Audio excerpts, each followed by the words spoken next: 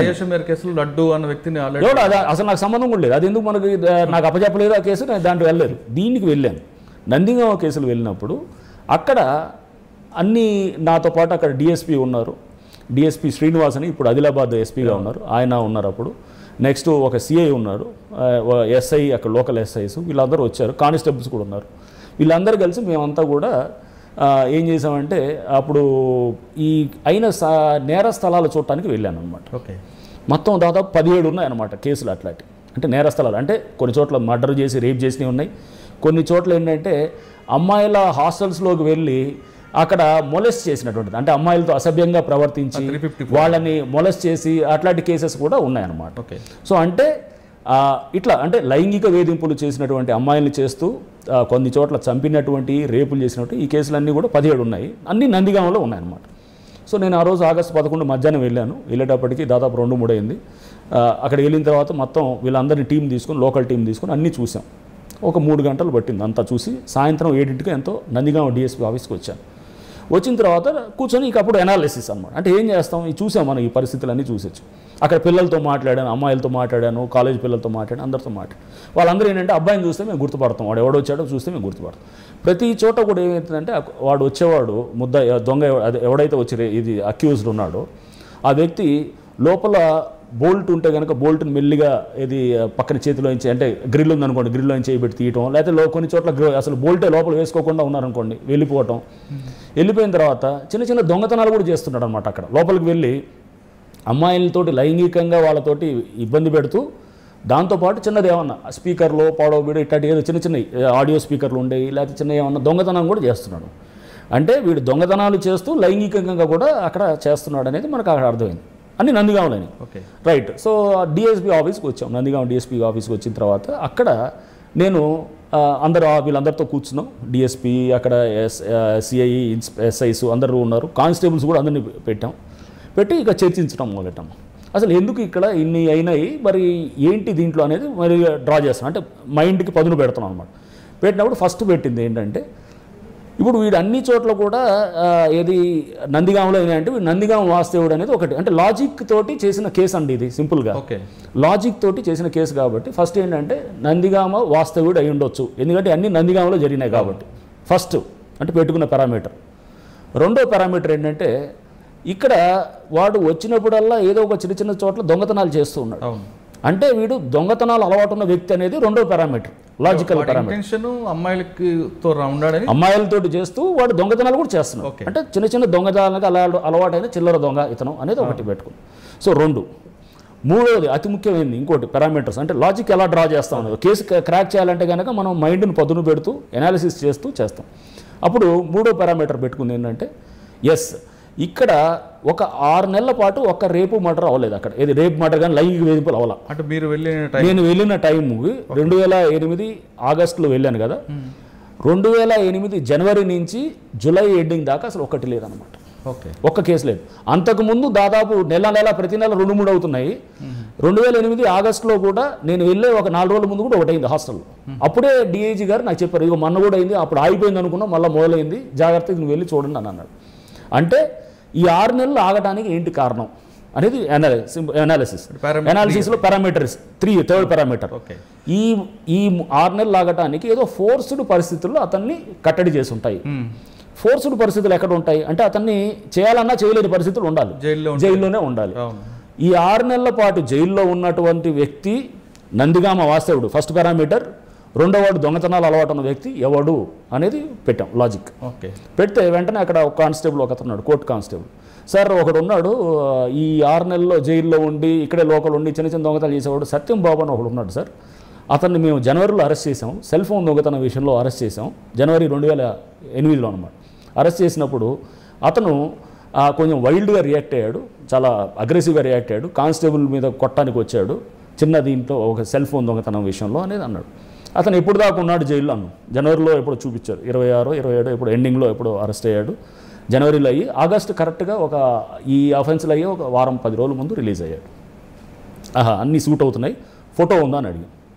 Photo వెంటనే Satyambabu photo ఇచ్చాను. ఈ నేను చూసిన అమ్మాయిలు ఆల్రెడీ వెళ్ళాం కదా, అమ్మాయిలకి పంపించాం, ఫోటో చూపించాం. సార్ ఇతనే వచ్చాడు, ఇతనే చేసిందంతా అని అందరూ గుర్తుపెట్టారు. ఓకే. సో గుర్తుపెట్టిన తర్వాత వెంటనే అతన్ని నైటు 2011 ఆ రోజు నైటు పికప్ చేసాం. అంటే జైల్లో ఉన్నాడా? బయటకు వచ్చేసాడు. బయటకు వచ్చిన తర్వాత పికప్ చేసాం. పికప్ చేసి పోలీస్ టీం వెళ్ళారు. అతని ఇంట్లో ఉంటే అతను ఏదో చిన్న గుడిసెలోనో ఎక్కడ మామూలు చిన్న పూరిల్లో ఏదో ఉన్నాడు, ఉంటే అతను పికప్ చేసుకుని వచ్చాం. నందిగామ అతనే పికప్ చేసుకొచ్చిన తర్వాత అతను చాలా స్ట్రైట్గా ఫస్ట్లో కాదు లేదన్నప్పుడు వీళ్ళ పిల్లలు అందరూ వాళ్ళు ఎదురు పెట్టినప్పుడు టక్మని ఇంకేం మాట్లాడడానికి ఏం లేదు, ఎదురుగా ఉన్నారు, గుర్తుపెట్టారు. చెప్పిన తర్వాత హీ అడ్మిటెడ్, ఒప్పుకున్నాడు. ఒప్పుకున్న తర్వాత ఏం జరిగిందని ప్రతి చోట కూడా చెప్తే పూసగుచ్చినట్టు చెప్తున్నాడు. ప్రతి దాంట్లో ఈ కేసులో ఇలా వెళ్ళాను సార్, ఈ కేసులో ఇలా వెళ్ళానని చెప్పి ప్రతి కేసు రీకన్స్ట్రక్షన్ కూడా చేయించారు. అంతా మొత్తం నెక్స్ట్ ఏది నైట్ అక్కడికి వెళ్ళినప్పుడు ఇట్లా వచ్చాను సార్, నేను ఇటు వెళ్ళి మళ్ళీ ఇటు నుంచి బయటకు వచ్చాను అన్నీ చెప్పేస్తున్నాడు. అక్కడ వాడు చూడలేదు అప్పుడు, అంటే అతను స్పాట్లోకి తీసుకెళ్ళలేదు. ఇక్కడే ఇంట్రాగేషన్ చేస్తున్నప్పుడు చెప్పాడు ఈ డోర్ నుంచి ఎంటర్ అయ్యాను అంటే అదంతా చూడకుండానే అతను అంత పర్ఫెక్ట్ చెప్తున్నా అంటే అతనే చేశాడనేదే కదా. సో అంతా 11-17 కేసులు ఇట్లా ఉన్నాయన్నమాట. అన్నీ చెప్పాడు. అక్కడ పబ్లిక్ ఐడెంటిఫై చేస్తున్నారు. సో చేసిన తర్వాత ఒక చోట ఏమైందంటే ఇతను బేల్దారి పని చేస్తాడన్నమాట, అంటే తాపీ మేస్త్రి పని కూడా చేస్తున్నాడు.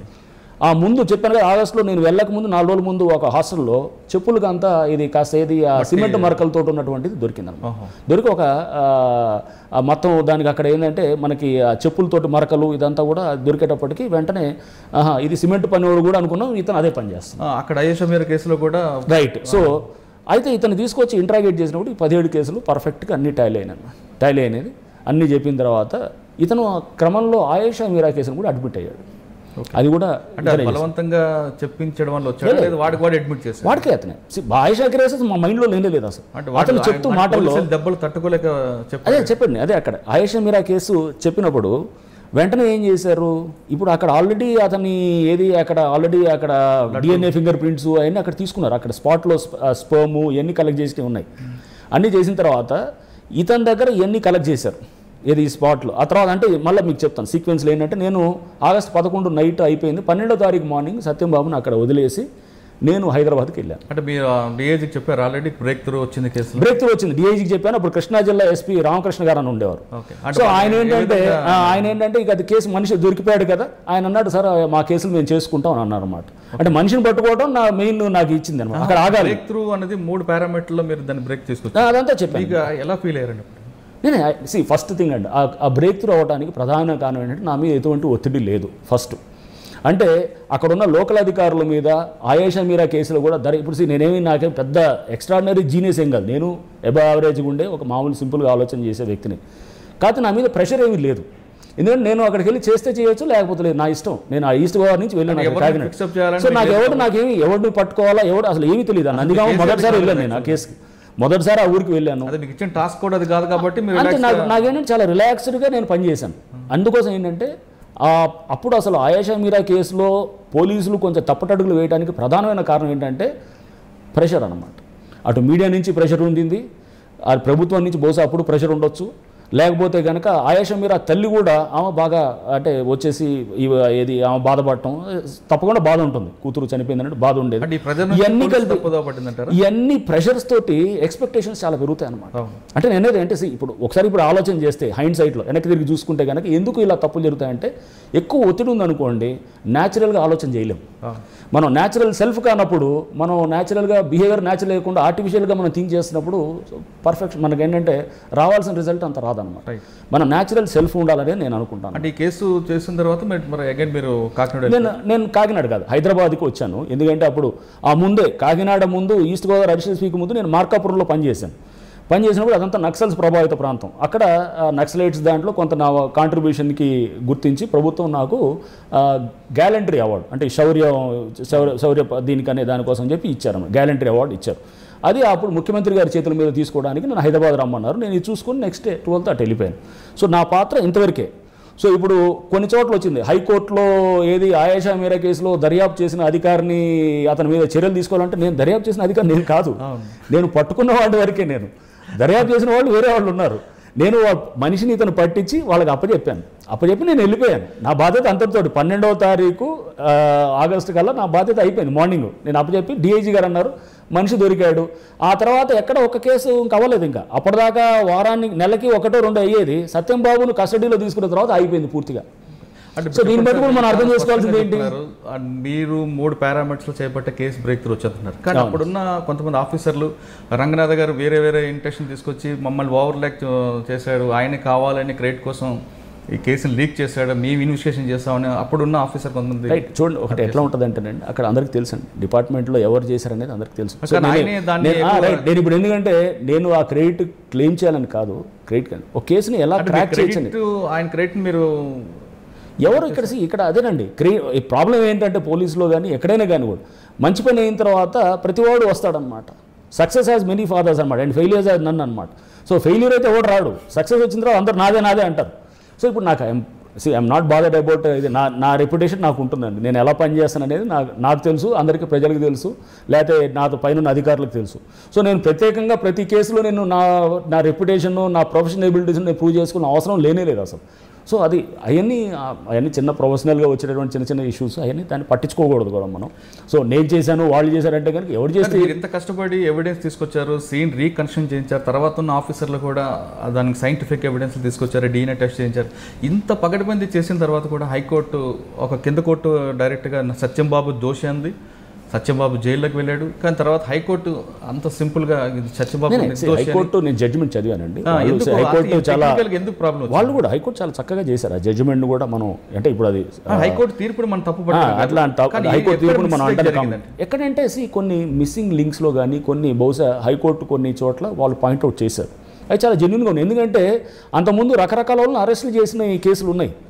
ఇప్పుడు అదే కేసులో లడ్డు అనేవాడిని అరెస్ట్ చేశారు, ఆయేషా కేసులో, నందిగాంలో కూడా 17 కేసులు ఎవడో అరెస్ట్ చేశారు. ఓకే, అక్కడ లోకల్ ఒత్తిడి తట్టుకోలేక వీళ్ళు వాళ్ళు అని చెప్పి వాళ్ళు చేస్తారు. చట్టం చెప్తుంది కదా సార్, యాక్చువల్గా తప్పు చేస్తున్నాడు ఒక్కడు కూడా లాక్డౌన్ పర్వాలేదు, బయట నిజాతి పర్వాలేదు, జైల్లో ఉండకూడదు అంటే అక్కడ అదేనండి. నేనైతే అక్కడ ఒత్తిడికి తట్టుకోలేక అంటే చెప్పాను ఇందాక, అందుకు ఆ ప్రెషర్లో తప్పులు చేశారు, అక్కడ అది జరిగింది. ఆ ప్రెషర్లో కొన్ని పొరపాట్లు చేశారు.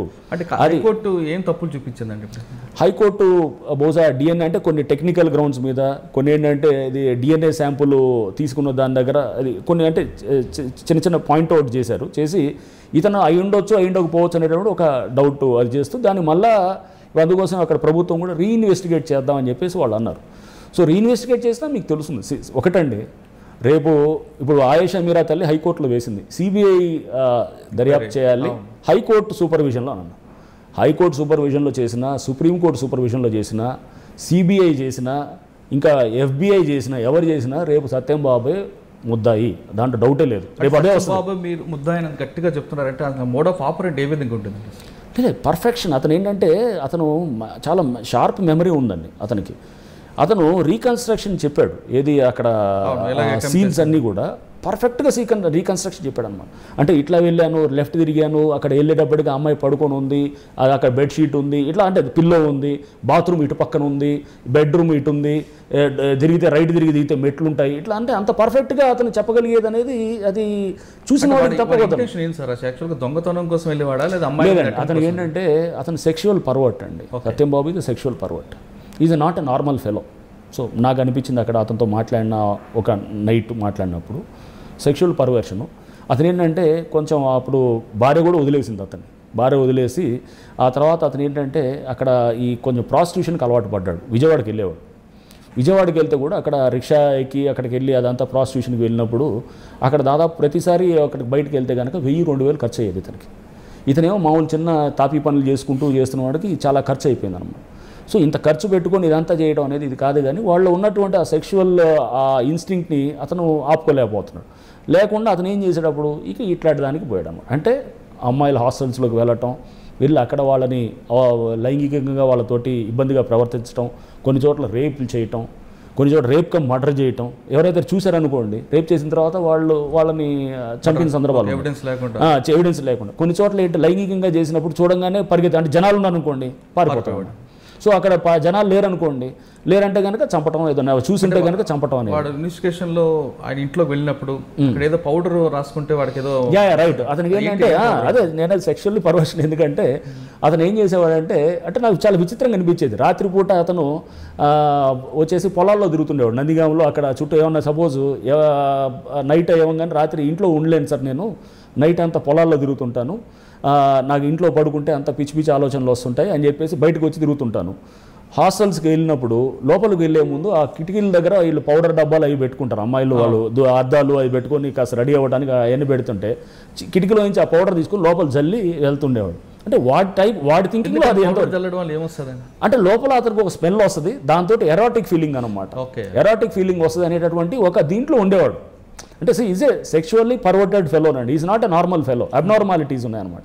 సో అది చూసినప్పుడు అది విన్నప్పుడు నేను అనుకున్నా there is some serious abnormal అంటే డిజార్డర్స్ ఉన్నాయి వ్యక్తిలో, ఇతను ఏంటంటే డీవియంట్ బిహేవియర్ ఉన్న వ్యక్తి అనేసి ఇది ఉండిందనమాట అనుకోండి. సో దానికి తగ్గట్టు ఓకే, అతను క్రైమ్ చేసేవాళ్ళంతా కూడా కొంత ఇట్లాంటి డీవియంట్గా ఉండేవాళ్ళు ఉంటారు, అంటే ఈ టైప్ ఆఫ్ క్రైమ్ అంతా is fitting in to that ఇదనమాట. సో నేను అతన్ని తప్పట్టం కన్నా అతని బిహేవియర్ని చూస్తున్నాం. ఇట్స్ నాట్ దట్ సత్యం బాబు అతను ఏమిటంటే అతనితో we don't have anything person. నాకు అప్పుడు చూసిన తర్వాత మళ్ళీ ఎప్పుడు లేదు, మన ఈ మధ్య ఎప్పుడో చూసేది తప్ప కానీ, ఏది కోర్టులో ఇది వచ్చిన తర్వాత టీవీలో చూడటం తప్ప కానీ. So what personally we have, నేను ఇప్పుడు ఎక్కడో ఆ రాష్ట్రం కాకుండా వేరే రాష్ట్రంలో పనిచేస్తున్నాను. అంటే మీరు చెప్తున్నట్లు కేసు ఇవ్వాలి కదా, రేపైనా ఎల్లుండైనా సార్ 100% అండి. సో మీరు రాసి తీసుకోండి. మీరు అప్పుడు వచ్చి మళ్ళీ ఏమండి వేరే వాడిని చేశారు, రేపు సిబిఐ కానీ లేకపోతే ఎఫ్బిఐ కానీ హైకోర్టు ఆధ్వర్యంలో దర్యాప్తు చేసిన వాళ్ళు లేకపోతే సిఐడి కానీ లేకపోతే అక్కడ విజయవాడ పోలీస్ కానీ అంటే కనుక మీరు వచ్చి నన్ను అడగండి. అప్పుడు 2 ఇష్యూస్ బయటకు వస్తున్నాయి సార్. ఒకటి మీరు అన్నట్లు 100% సత్యం బాబు అయ్యాడు అనుకోండి, ఇప్పుడు అవతల పార్టీ కోర్టు తీర్పుని ధిక్కరించి సత్యం బాబుని ఫిక్సప్ చేశారని ఒకటి రావచ్చు. సత్యం బాబు రీఇన్వెస్టిగేషన్ తర్వాత చెప్తున్నా, సత్యం బాబు కాకుండా వేరేవాడు వచ్చాడు అనుకోండి, అప్పుడు సత్యం బాబుకి ఆల్రెడీ హైకోర్టు తీర్పు ఉంది కాబట్టి హైకోర్టే మేము చెప్పిందే కరెక్ట్ అని కూడా పాయింట్ చేయొచ్చు. ఇక్కడ ఏది జరగవచ్చు అంటారు? లేదు, ఇప్పుడు 2 విధాలు. ఒకటంటే మీరు అనేది ఫస్ట్ విధానం, ఫస్ట్ మీరు చెప్తుంది ఏంటంటే సత్యం బాబు ఇతను కాదు, ఇప్పుడు ఆల్రెడీ ఇన్వెస్టిగేషన్ చేస్తున్న టీం శ్రీకాంత్ గారు చేస్తున్నారు, అవును అక్కడ చేస్తున్నారు, వాళ్ళ ఇన్వెస్టిగేషన్ లో కూడా సత్యం బాబే వచ్చాడంటే కావాలని ఫిక్సప్ చేశారు, ఆల్రెడీ పోలీస్ చేసింది వాళ్ళ తప్పుల్ని. అందుకోసమే కదా ఇప్పుడు అదే నేనేది వాళ్ళకి ఎలా కావాలో దర్యాప్తు అనేది అలా ఆయేషా మీరా వాళ్ళ తల్లి ఎలా కావాలో అలా దర్యాప్తు జరగనిస్తే బెటరు. రేపు మీరు సరే అక్కడ లోకల్గా పోలీస్ చేస్తున్నారు, వాళ్ళు కూడా మంచి ఎమినెంట్ టీం ఉన్నారు. మన అక్కడ గౌతమ్ సవాంగ్ గారు సిపిగా ఉన్నారు, is a very fine police officer. Srikanth గారు అక్కడ డిఐజీ ఉన్నారు, is also one of the fantastic. వాళ్ళంతా మంచి టీం అండి, మంచి టీము. ఎప్పుడు ఆ మంచి టీం చేసిన దాన్ని కూడా నమ్మలేదు అని అంటే కనుక రేపు వీళ్ళకి ఎలా కావాలో అటువంటి టీంతో పెట్టిస్తేనే అయిపోద్దేమని నేను అనుకోవటం. అంటే బహుశా హైకోర్టు ఆధ్వర్యంలో కూడా చేస్తే కూడా అది కూడా ఒక తెలుస్తుంది ఏమని అనుకుంటున్నారు. టీము హైకోర్టుకి ఎప్పటికప్పుడు సబ్మిట్ చేస్తారు, ఎప్పటికప్పుడు చేస్తారు కాబట్టి హైకోర్టు మానిటర్ చేస్తుంది కాబట్టి వస్తే వెల్ అండ్ గుడ్. సరే, సత్యం బాబు కేసులో ఉన్న టైంలో మీకు ఒక అవార్డు వచ్చింది, హైదరాబాద్ వచ్చి అవార్డు తీసుకున్నారు. అంటే అక్కడ మీరు ఆల్రెడీ మార్కాపురంలో చేసిన వర్క్కి మార్కాపురం వచ్చారు. అంటే మార్కాపురం అనేది ఒక ఆ టైంలో తీసుకుంటారంటే మావోయిస్టులకు హెడ్ క్వార్టర్. అప్పుడు వాళ్ళని మావోయిస్టులు చర్చలు జరుగుతున్నప్పుడు కూడా మీరే రిసీవ్ చేసుకున్నారు. అసలు మార్కాపురం మీరు ఎప్పుడు వెళ్ళారు, అక్కడ ఎలాంటి సిచ్యువేషన్ ఉంది, మీరు ఆర్కేలందరినీ రిసీవ్ చేసుకున్నప్పుడు సిచ్యువేషన్ ఎలాగుంది ఒక్కసారి రివీల్ చేయండి. రైట్ అండి, ఇది నేను 2004లో నాకు పోస్టింగ్ అయిందండి. నేను నర్సంపేటలో ఉన్నాను, వరంగల్లో. నా ఫస్ట్ పోస్టింగ్ అంటే నేను 98లో డిఎస్పీగా జాయిన్ అయ్యాను. జాయిన్ అయిన తర్వాత 2 ఏళ్ళు ట్రైనింగ్ అయిన తర్వాత 2000 సంవత్సరంలో కొత్తగూడెంలో డిఎస్పీగా వెళ్ళాను. ఫస్ట్ 3 ఏళ్ళు చేశాను. 2003లో 1 సంవత్సరం పాటు నర్సంపేట వరంగల్ జిల్లాలో డిఎస్పీగా వెళ్ళాను. 2004 ఎలక్షన్స్ అయినాయి. ఆ తర్వాత ఎలక్షన్స్ తర్వాత కాంగ్రెస్ ప్రభుత్వం వచ్చింది, రాజశేఖర్ రెడ్డి గారు ముఖ్యమంత్రి అయ్యారు. అప్పుడు వచ్చిన తర్వాత నన్ను మార్కాపురం వేశారు. మార్కాపురం వెళ్ళే ముందు కూడా నన్ను యాక్చువల్గా అన్నారనమాట. నేను వెళ్ళి రిప్లైన్ చేశాను, ఏమంటే మార్కాపురం నాకు వద్దు, నాకు ఎందుకంటే ప్రకాశం జిల్లా మా ఫాదర్ వాళ్ళ యాన్సిస్ట్రల్ డిస్ట్రిక్ట్ అది, మా ఫాదర్ అక్కడి నుంచి వచ్చారు. నేను హైదరాబాద్లో మొత్తం నేటివ్ ఆఫ్ హైదరాబాద్ అయినా కానీ కూడా మాది యాన్సిస్ట్రల్ అది, నాకు చాలామంది తెలిసిన వాళ్ళు ఉంటారు, కొంచెం నాకు వర్క్ చేయడంలో కొంచెం ఇబ్బంది అవుద్ది, నేను ఎందుకంటే రకరకాల ఆబ్లిగేషన్స్ వస్తాయి అని చెప్పి అన్నాను. అప్పుడున్న సీనియర్ అధికారులు అన్నారు, లేదు నువ్వు ఏమైనా భయపడుతున్నావా అని అన్నారు అనమాట. భయం ఏముంది సార్, నేను వరంగల్లో చేశాను,